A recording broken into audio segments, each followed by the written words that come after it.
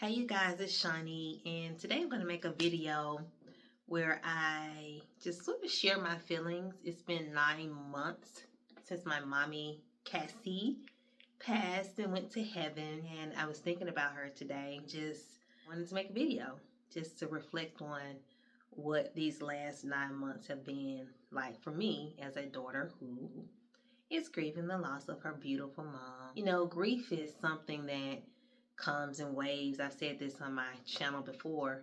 It's something that comes in waves, and you could be fine 1 minute and the next minute you see something or you smell something familiar, and it brings back a lot of emotions. As with anyone who's lost anybody very close to them, obviously I have felt the sadness, and then there have also been moments of joy.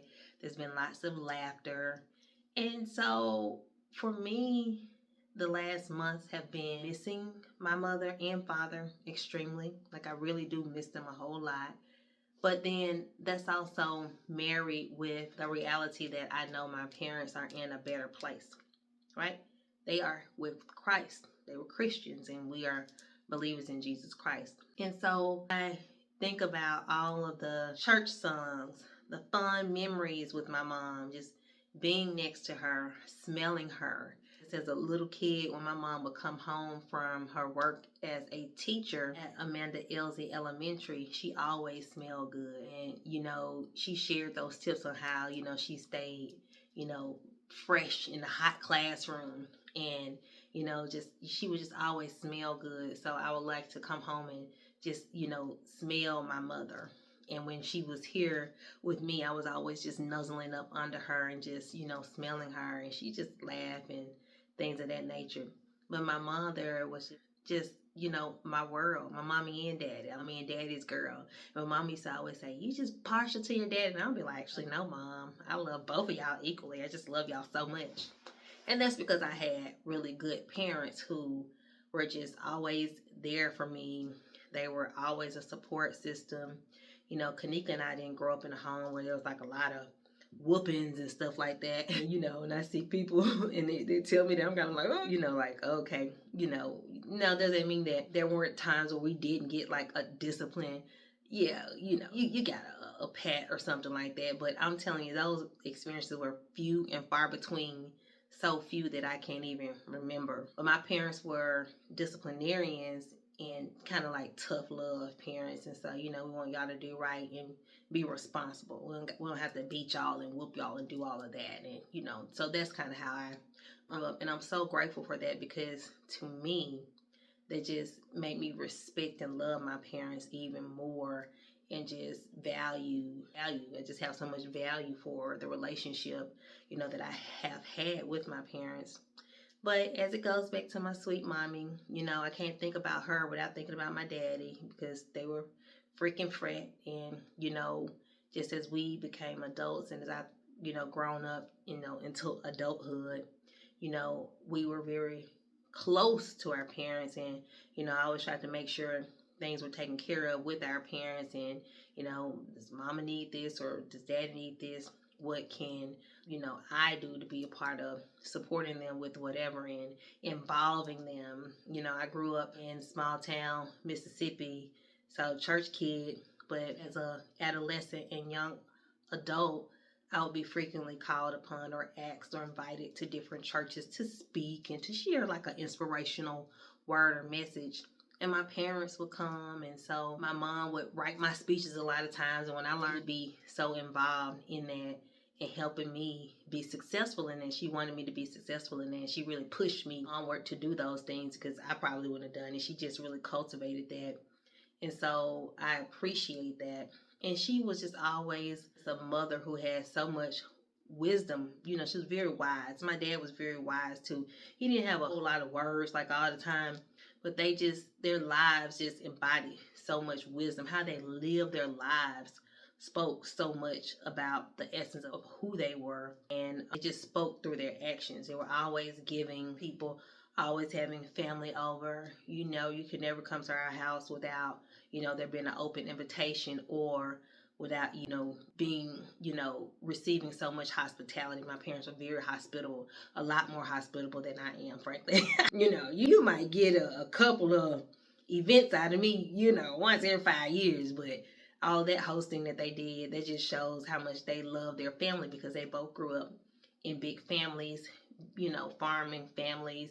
My mother and her siblings, their parents were small farmers, my grandparents, and they grew up on all this land. And so kids, we would go out to my grandparents' house in Mississippi Delta and, see their house. And sometimes my dad would be helping to cut the grass, or my mom would be helping to clean up her parents' house.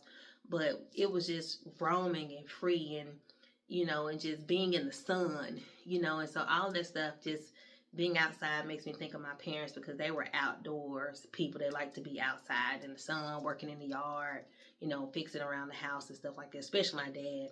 There were plenty of times I would come outside. My dad would be on top of our roof just like fixing something, and he just did not have any support. And I would just be like, God, I'm about to have a panic attack. And he would just be smoking a cigarette, looking at us, laughing like, I'm true to this, baby, not new to this, but that's how they grew up, And so Dad was very dexterous. He could always fix something, always, he could, if you needed to be done, Daddy could do it. And my mother was very much a homemaker, and she loved cooking and hosting and making pies. She really cooked really well. And so I just miss those aspects of my parents. And we always just joked in our home, just kind of had a home filled with laughter. And, and when things got hard, as a family, we pulled together, and we worked together and came together and, made things happen as they needed to happen. But we are believers in Christ. And so our faith was always a big part of our family, going to church, and, my mama would just be praying all the time. And one time I said, Mama, why you got my picture on the Bible? And she said, girl, because I'm praying for you. She was kind of like led, like I said, when you get kids one day, you'll understand. And so I appreciate that, because I remember, mornings, hearing my mother pray and seeing her get down on her knees to pray, and praying for my daddy, and praying for me my whole life, praying for my sister, always praying. My mother was a praying woman. And so I know that when my mother transitioned and went home to be with the Lord, that was already her conversations with the Lord worked out. She knew, she was resolute. And so in these 9.5 months since my mom has passed, yes, there have been sad times, there's been grief, but I'm also lifted, in my spirit, because I just know my mother was so strong in her faith. And I know that God does everything well. And when my parents transitioned, everything was just peaceful. They weren't suffering, they weren't in pain, everything was just done well. And I'm just so grateful for that. And I pray that people have experiences like that. I know everyone doesn't, transition the same way, and everyone doesn't have guidance with doctors and the hospice and all that. But I'm so fortunate that I was able to help, in that process with my parents, and to walk them home. And so those things make me grateful. And yes, because she was my mom, and because Charles was my daddy, Cassie was my mom, Charles was my daddy, I'm going to always miss them. But I am now in this place, as I'm approaching 44, where I feel like, time is short. My mom died at 77. My dad died at 74. My grandmother lived to be 97. My other paternal grandmother lived to be 88. And so we don't know when we're going to leave this earth. And so it's important, even more so now that my parents have transitioned, for me to use my life and to really walk in my purpose. I always talk about that, and I've tried to do things to honor what I feel God has called me to do in my life, like write books, do my talks, put out whatever message it is that is positive to other people and inspirational, because that's what I feel that God has put me on this earth to do, and to influence students and to help them, get to the next level of success, and to be successful in whatever capacity God has called me to, walk out my success in. And I'm grateful for that. And so when I think about the next chapters in my life, however long they may be, I think about ways to live a life of purpose. Like, my parents weren't on any big stage, but boy, did they have an impact on many people. And I say this because I could see it growing up, but also when my parents transitioned, so many people were just calling, like, your dad did this for me. your mom did this for me. I'll never forget when your mom, she didn't tell anybody. He did that and they didn't tell anyone. And so that's the type of impact that is so meaningful when we think about our life's purpose. Doing for other people, helping people, not going and bragging about it, and not always having to be, front and center, but really having that impact that is long lasting. And that's who my parents were. And so on days that I get sad or I get frustrated, I look at my mama's picture and she's smiling at me, and I'm like, you know what, you're on the right track, you're doing the right thing, don't worry about it. Mom and daddy are gonna always be with you. So again, when I think about the last 9 months, the last several years, losing my parent, my daddy in 3, my mommy in 24. Yes, there's sadness, but it's not like a sorrow. Like, God, I can't make it. I'm never going to get up Monday. I can't make it on Monday. I'm Monday through Thursday. I'm going to, just go off on the deep end. No, it's not that. It's just a sadness because you miss their presence. I miss the presence of my parents. I miss kissing on them and loving them and just having them around. They were always around, and I was always around them. I'm the baby, okay? Babies, I'm the baby. That's just what all I gotta say. I'm the baby. And so I love my parents so much, and they love me so much. They love Kanika so much. And so when I think of them, it's not with a sorrow. Yes, it's with the sadness. Like, I miss them. I miss y'all sweet babies. But then I also know my parents are together with Christ. They're with Aunt Constance, who I also miss. My aunt, who was like a second mom to us, she passed away shortly after my grandmother. And that was a trauma right there because my Aunt Constance had been with us our whole lives as well. Always with Aunt Constance. And she passed away. And then my grandmother had passed away. My grandmother, Doris, my mom's mommy. And so there were kind of like a series of deaths and sickness in recent years. But, we just give God the glory for it all because they were all Christians and believers. And I know that my mom is reunited with her sibling Joe and her parents and Aunt Constance. And my dad, so many brothers and sisters that had gone on before him. He was 1 to 14. And I know he is with his siblings and in heaven and happy and just laughing. And I dream about my parents all the time. Almost every night I dream about my parents. God has shown me so much stuff like about my parents' death before it happened, but I didn't know what was going on until it actually happened. But I had seen the dreams. I had seen the dream with my mom. I just kind of like I knew. And if you're a spiritual person, you may understand what I'm talking about. Like, God will like show you things in your dreams. So with my mother, I had seen it, but I didn't know until it happened. I was like, oh, okay, I saw that. You showed me that. You showed me that. And with Dad, I had also seen it, but I didn't know. And he had shown me. God was showing me that my parents were transitioning, but I didn't know until it actually happened. So I had seen it in a dream. And like I said, I dream about my parents pretty much every night. I saw my daddy in my dream last night. I knew, like, with my parents, but I didn't know when. I didn't know the exact date, but I had seen it. And so, but I'm grateful for even that because I know that's how God communicates, and he, lets us know things, when we walk closely. That's a whole nother separate spiritual conversation. Some of that stuff is too complex for me to even understand. But I see my parents in my dreams. They are young. They are like in their 50s. They are young, not like 20s or 30s. I don't think I would remember them. But when I see my parents, they are not disabled. They are up walking and, happy. Usually I see brightness, like light, a lot of light around my parents. Kind of when I'm dreaming or when I see them, there's always positive light. So I know they're with Christ. So those are the things I see like in my dreams. And I don't just even try to think about dreaming about my parents, but I dream about them all the time. I dream about my daddy. I was just dreaming about him last night. He was like in our house in Mississippi, and I was like, my daddy. And then one day I just saw him in a dream walking down our sidewalk, like by our home in Mississippi, and he looked like he looked, his whole life when he was like in his 50s. And so I see my parents when I'm sleeping, and maybe that's because I'm thinking about them. I don't know, I'm getting to all that. But it brings me a sense of comfort and peace. I know that my parents are at peace and they are happy and they are well. And so, again, you miss your parents, you love them, and I'm always going to miss them. But I try to bring my mother into things that I'm doing. Like I recently had to speak, and so I'm not going to wear a butterfly. I wore a butterfly, or I wear butterfly earrings because my mother liked jewelry like butterflies, and this is her bracelet.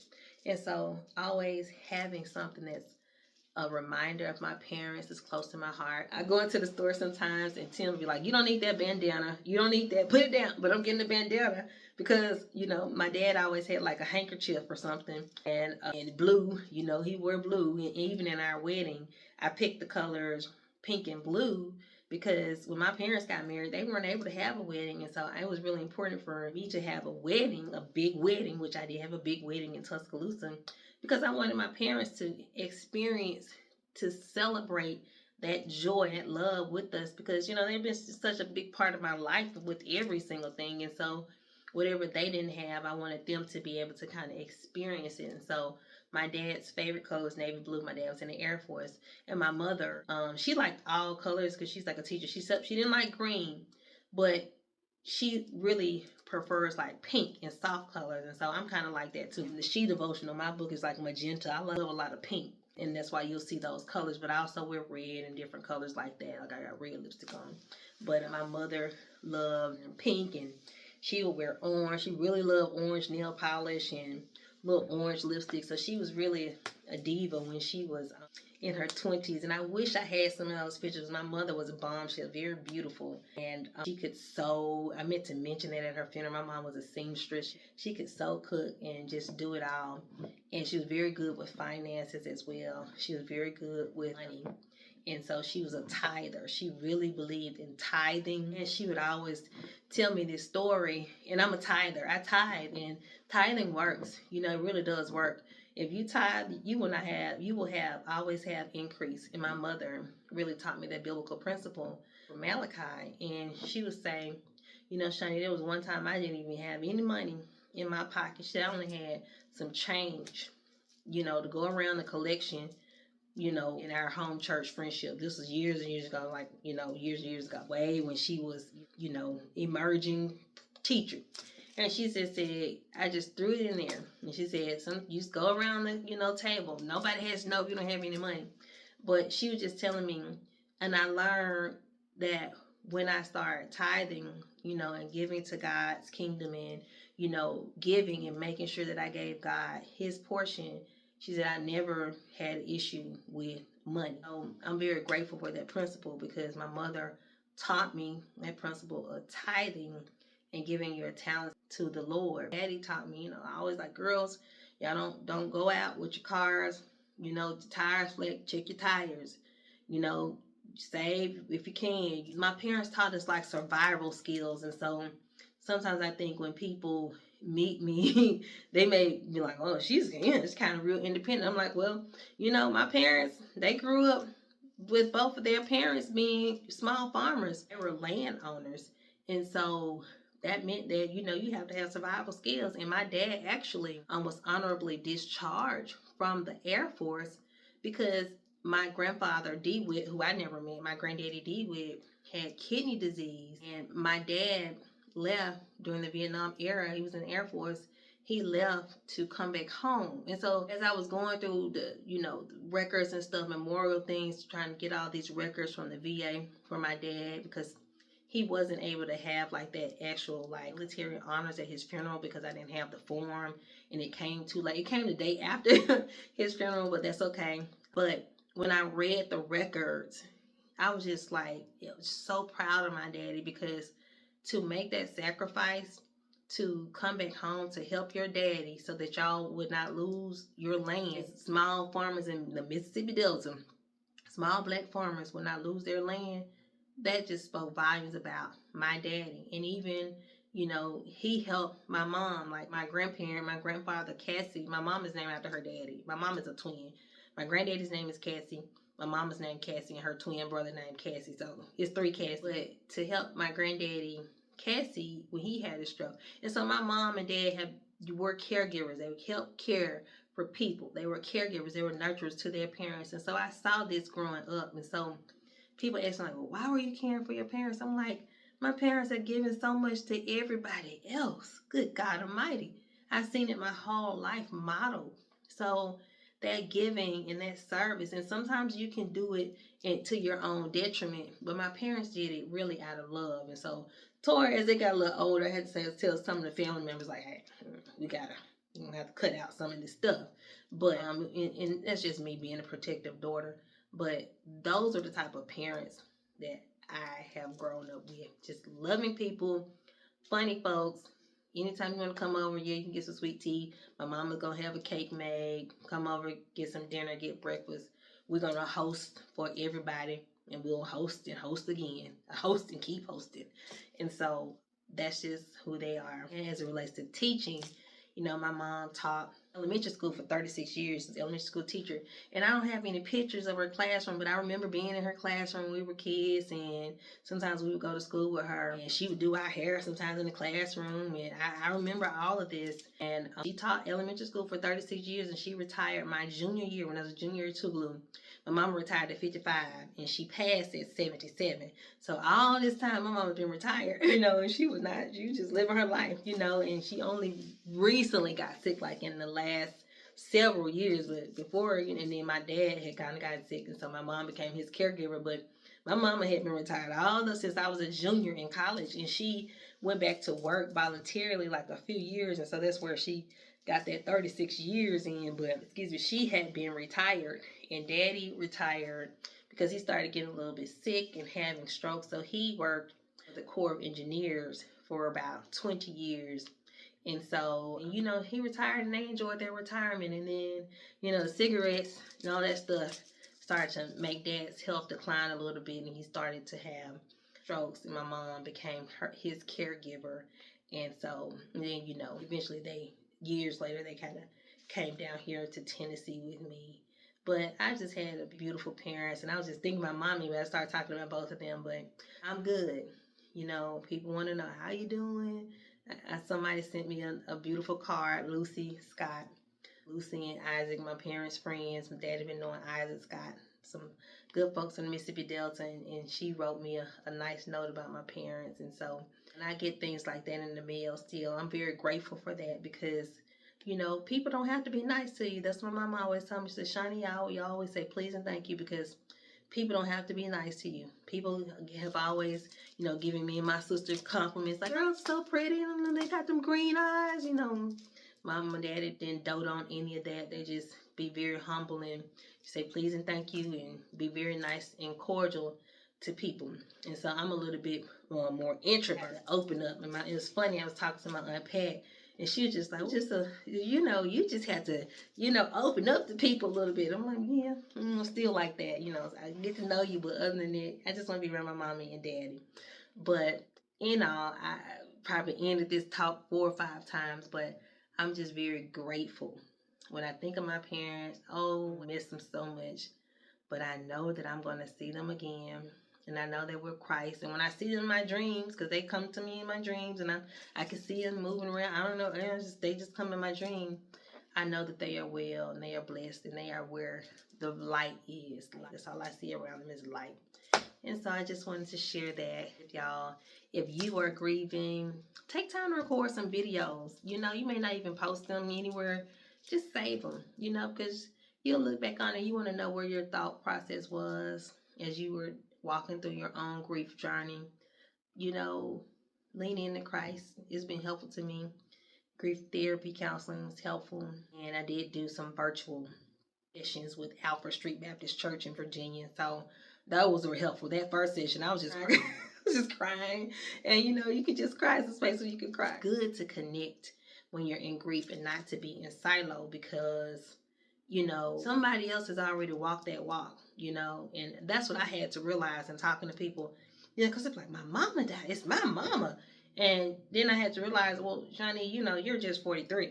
A lot of these people, they talk in their 70s, they lost their moms years ago. They went through that same grief experience. And so you are not alone. Someone has already walked that path. And so there's connection in community. So I try to stay connected with online communities and do the things that help me to process, because when you internalize and you ever talk about it, that's not healthy. You know, it's not healthy to not, you know, get those feelings and emotions out. And so I just want to put this message out here because I know some folks like, well, Shani, how's she doing?